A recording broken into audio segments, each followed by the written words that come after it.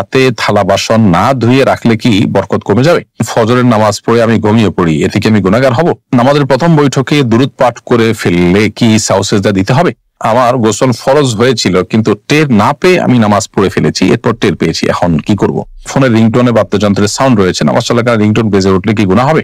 নাপাক অবস্থায় শরীরের ঘাম পোশাকে লাগলে কি পোশাক নাপাক হয়ে যাবে? অজু থাকা অবস্থায় কোনো ভিডিও বা পিকচার দেখলে অজু ভাঙবে কিনা? জন্মবারে হাতের নখ চুল কাটা যাবে না, এই কথাটা কতটুকু শরীয়ত সম্মত? অজু করে বাচ্চাকে বেস্ট ফিডিং করালে কি অজু ভেঙে যাবে? বিয়ের অনুষ্ঠানের জন্য গরু কিনেছি, সেই গরুতে সন্তানের আকিকার নিয়ত ও একসাথে করা যাবে কিনা? চলুন তাহলে আমরা প্রশ্নোত্তর যে আমাদের মূল পর্ব সেখানে আমরা প্রবেশ করি। সোহেল আপনি লিখেছেন, জন্মবারে হাতের নখ চুল কাটা যাবে না, এই কথাটা কতটুকু শরীয়ত সম্মত? নিছক কি কুসংস্কার, এর কোনো ভিত্তি শরীয়তে নেই। যে বারে জন্মগ্রহণ করেছে ওই বারে চুল কাটা যাবে না, এটা কোনো ভিত্তি নেই। যে কোনোদিন চুল বা নখ কাটা যেতে পারে। শাহরিয়ার রহিম লিখেছেন, নাপাক অবস্থায় শরীরের ঘাম পোশাকে লাগলে কি পোশাক নাপাক হয়ে যাবে? নাপাক অবস্থায় যদি শরীরের ঘাম পোশাকে লাগে তাহলে সেই পোশাক নাপাক হবে না, কারণ মানুষ যখন গোসল ফরজ হওয়ার কারণে নাপাক হন বা ছোট নাপাকও হন তখন তার ঘামও নাপাক হয়ে যায় না, যার কারণে এই ঘামগুলো শরীরে পোশাকে কোনো জায়গায় লাগবে সেই জায়গাগুলো নাপাক হবে না। প্রিন্স রাশেদ লিখেছেন, অজু থাকা অবস্থায় কোনো ভিডিও বা পিকচার দেখলে অজু ভাঙবে কিনা? না, এর কারণে অজু ভাঙবে না, তবে এর চেয়ে বড় কিছু ভেঙে যেতে পারে। যদি আপনি খারাপ কোনো ভিডিও, খারাপ কোনো হারাম কোনো পিকচার দেখে থাকেন তাহলে সেক্ষেত্রে অজু ভাঙাতে কোনো গুনাহের বিষয় না, অজু ভাঙাতে কোনো খারাপ জিনিস না, অজু ভাঙতেই পারে। আপনার তাকওয়া ভেঙে যাবে, আপনার দিনদারিতা ভেঙে যাবে, আপনার আমল ভেঙে যাবে, নেক আমল ভেঙে যাবে। অতএব সাথে সাথে তওবা করে আপনাকে এ ধরনের কর্মকাণ্ড থেকে বেরিয়ে আসার জন্য সংকল্প করতে হবে। ইশতিয়াক লিঙ্কন আপনি লিখেছেন, ফোনের রিংটোনে বাদ্যযন্ত্রের সাউন্ড রয়েছে, নামাজ চলাকালীন রিংটোন বেজে উঠলে কি গুনাহ হবে? প্রথমত এরকম রিংটোন সেট করাই জায়েজ নাই, আপনি বিকল্প করে রিংটোন প্রয়োজনে সেট পরিবর্তনের চিন্তা আপনি করতে পারেন যদি বিকল্প কোনো পথ না থাকে। আর নামাজ চলাকালীন যদি বেজে উঠে তাহলে সেক্ষেত্রে তো আপনি গুনাহে লিপ্ত হচ্ছেন এবং আশপাশের মানুষকে যদি জামাতে হয়ে থাকে তার অন্যদেরকেও আপনি গুনাহ করতে বাধ্য করছেন, বিধায় এটা খুবই গর্হিত কাজ। ওই অবস্থায় আপনি অবশ্যই হাত দিয়ে আলতোভাবে মোবাইল টিপে বন্ধ করে দিতে পারেন এবং স্থায়ীভাবে এই সমস্যার সমাধানের পথ আপনাকে অবশ্যই বের করতে হবে খুঁজে। 360 ডিগ্রি আইডি থেকে আপনি আমাদের ইউটিউব চ্যানেলে প্রশ্ন করেছেন, অনেক মুরব্বী আমাদেরকে টাকা দিয়ে বিড়ি আনার জন্য বলেন, তাকে আনা যাবে? না আনলে বেয়াদবি হবে, আনলে গুনাহ হবে, করণীয় কি? দেখুন, মুরব্বী বড়দের কেউ সিনিয়র কেউ আপনাকে কোনো নির্দেশ করলে সেই নির্দেশটা মানাটা আপনার জন্য কর্তব্য, যতক্ষণ পর্যন্ত সেটি শরীয়তের কোনো সীমানাকে লঙ্ঘন না করে। মুরব্বীর নির্দেশ এটা মানা খুবই গুরুত্বপূর্ণ, আবার আল্লাহর নির্দেশ মানাটা তার চেয়ে বেশি গুরুত্বপূর্ণ। এখন মুরব্বীর নির্দেশ মানতে গিয়ে যদি আমি আল্লাহর নির্দেশকে লঙ্ঘন করতে হয় তাহলে নিশ্চয়ই আমি আল্লাহর নির্দেশকে লঙ্ঘন করাটা আমার জন্য জায়েজ হবে না। লা তাআতা লি মাখলুকিন ফি মাসিয়াতিল খালিক। আল্লাহ রাব্বুল আলামিনের স্রষ্টার অবাধ্য হয়ে পৃথিবীর কোন সৃষ্টির বাধ্যগত হওয়া, অনুগত হওয়া, তার নির্দেশ মান্য করা, এটার কিন্তু কোনো সুযোগ নেই। অতএব এ বিষয়ে আমাদেরকে দায়িত্ববান হতে হবে এবং সচেতন হতে হবে।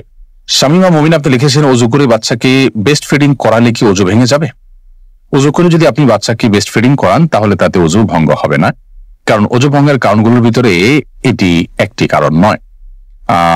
কারণ দুধ এটা কোনো অপবিত্র বস্তু না, শরীর থেকে যদি দুধ নির্গত হয় বা সেটাকে নির্গমন করানো হয় এর ফলশ্রুতিতে কোনো নাপাক বা অপবিত্র বস্তু বের হয়নি। আর অজু যাওয়া মানে হলো পবিত্রতা চলে যাওয়া, অতএব পবিত্রতা চলে যাওয়ার মতো কোনো কাজ যেহেতু ঘটেনি বিধায় বেস্ট ফিডিং করানোর কারণে অজু ভঙ্গ হবে না।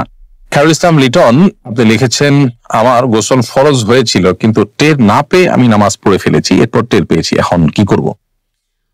দেখুন, গোসল ফরজ হয়ে যাওয়ার পর আপনি টের পাননি, নামাজ পড়ে ফেলেছেন, পরে যখন আপনি নিশ্চিত হয়েছেন যে আপনার গোসল ফরজ হয়েছিল আপনি এখন পুনরায় গোসল করে নামাজটা কাজা করবেন। এরপরে আতিকা সাফরিন ইয়াডি থেকে আপনি লিখেছেন, একজন মহিলার স্বামী মারা যাওয়ার পর আবার অন্য জায়গায় বিয়ে হয়ে গেলে সেই মহিলা কি আগের স্বামীর সম্পত্তির অংশ পাবে? কোন নারী যদি কোনো জায়গায় বিয়ে হয় এরপরে যদি স্বামী মারা যান তখন যদি তার স্ত্রী থাকেন তাহলে সেক্ষেত্রে তিনি অবশ্যই সম্পত্তির ভাগ পাবেন। কিন্তু স্বামী মারা যাওয়ার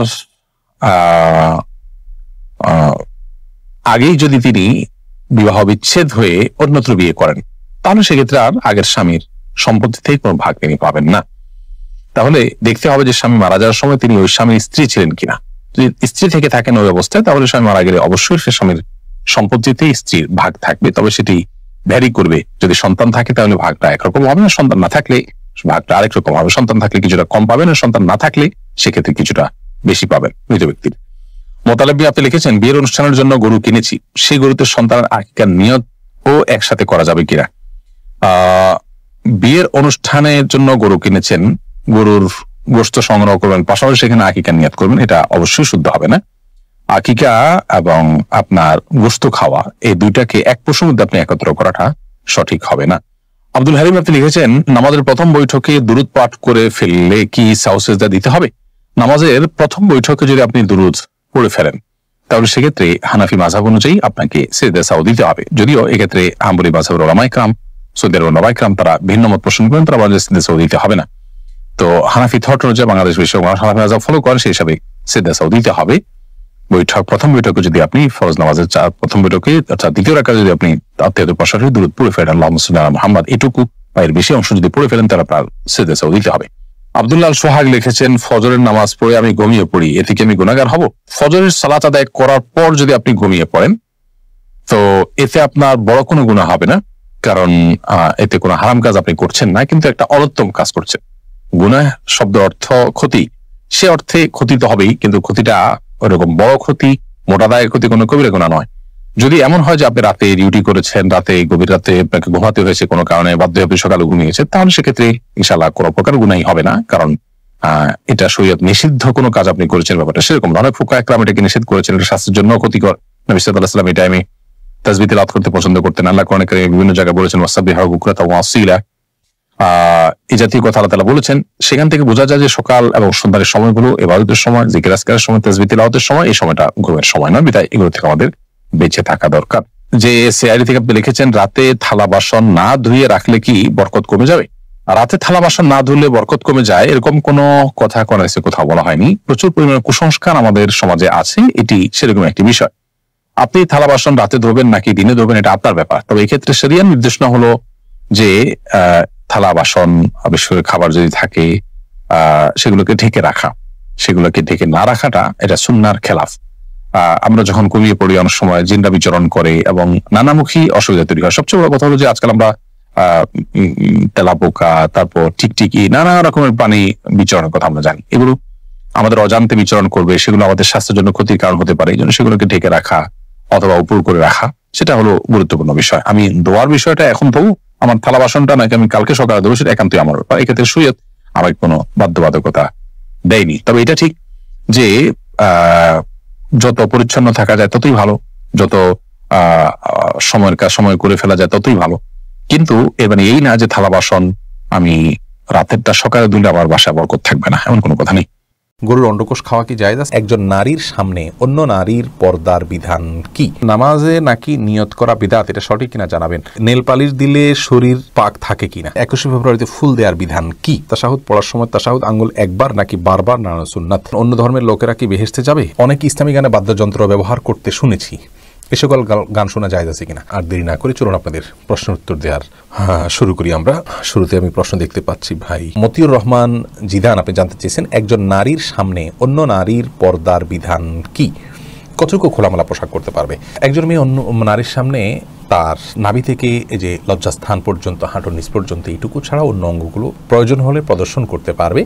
আর শালীনতার অংশ হলো যে আজকাল বিশেষ করে ফিতনার যুগ, ভয়াবহ ফিতনার যুগ, নারীরা নারীদের কাছে, পুরুষরা পুরুষদের কাছে নিরাপদ নয়, এমন একটা সময় আমরা পার করছি। তো অশ্লীলতা এবং বেহায়াপনার জোয়ারের এই যুগে অন্তত যথাসম্ভব নিজেকে ঢেকে ঢুকে রাখা উচিত।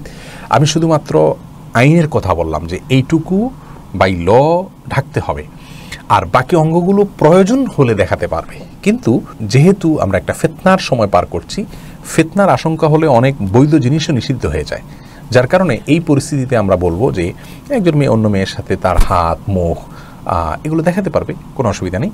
কিন্তু বক্ষ এবং তার শরীরের অন্য সব অঙ্গ এগুলোকে যথাসম্ভব ঢেকে ঢুকে রাখাটাই হলো নিরাপদ। রুহি, আপনি জানতেছেন নামাজে নাকি নিয়ত করা বিদআত, এটা সঠিক কিনা জানাবেন। বোন অদ্রিতা, নামাজে নিয়ত করা বিদআত নয়, নিয়ত মুখে উচ্চারণ করা এটাকে জরুরি মনে করা এটা হলো বিদআত।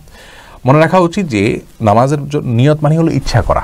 নামাজের মধ্যে নিয়ত তো থাকতেই হবে। আমি কি নামাজ পড়ছি সেটা আমার নিয়ত যদি না থাকে, মনে যদি ইচ্ছা না থাকে, তাহলে এটা কেন নামাজ হলো? অবশ্যই নামাজের মধ্যে নিয়ত থাকতে হবে, কিন্তু নিয়তটা হলো মনের ইচ্ছা। আপনি কি নামাজ পড়ছেন, আপনার মাথায় আছে, স্মৃতিতে আছে, এই মানে হলো আপনার ইচ্ছা আছে, বাস নিয়ত যথেষ্ট।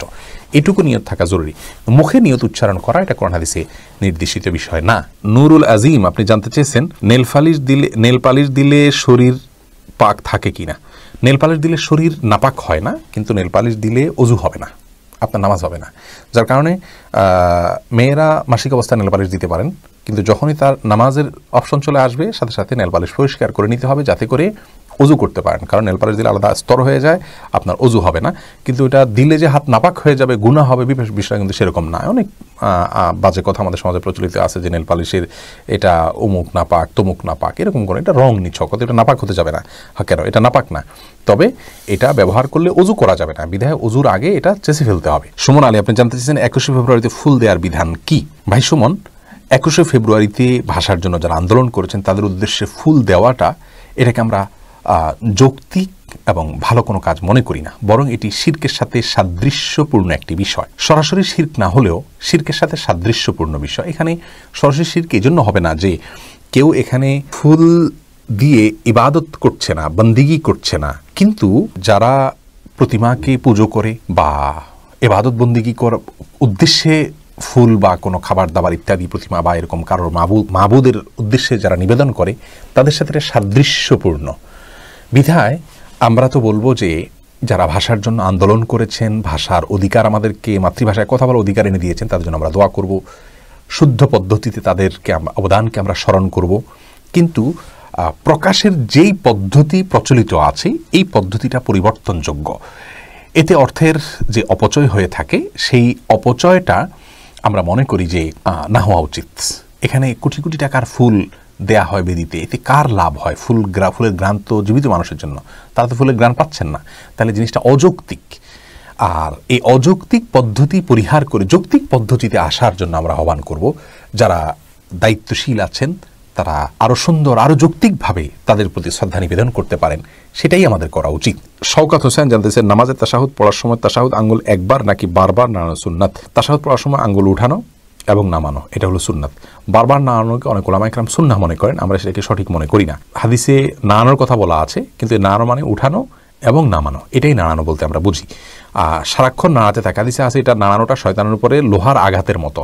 এ নাড়ানো মানে উঠানো এবং নামানো, এটাকে আমরা বুঝি।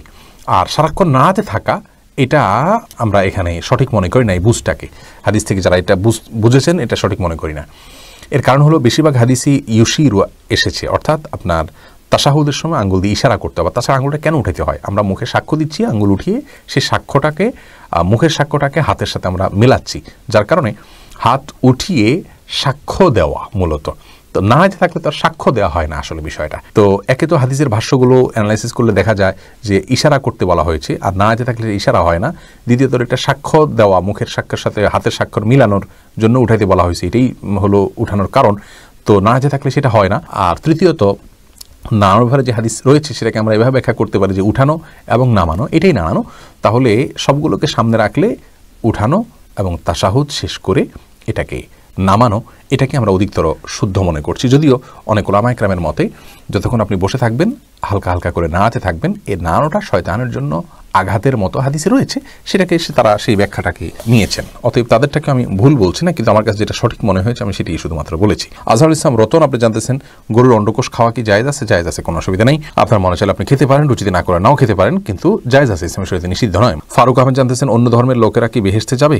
অন্য ধর্মের লোকেরা বেহেশতে যেতে চায় না। যে জান্নাত তো আল্লাহ রাব্বুল আলামিন সৃষ্টি করেছেন যাদের জন্য, অন্য ধর্মের লোকেরা সেই জান্নাতে যেতে চায় না। তারা যদি জান্নাতে যেতে চায় তাহলে আল্লাহর প্রতি ঈমান আনতো। তারা যেখানে যেতে চায় না সেখানে তাদেরকে জোর করে টানতে হবে কেন?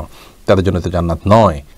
সরদার মোহাম্মদ জানতে চেয়েছেন অনেক ইসলামী গানে বাদ্যযন্ত্র ব্যবহার করতে শুনেছি, এ সকল গান শোনা জায়েজ আছে কিনা।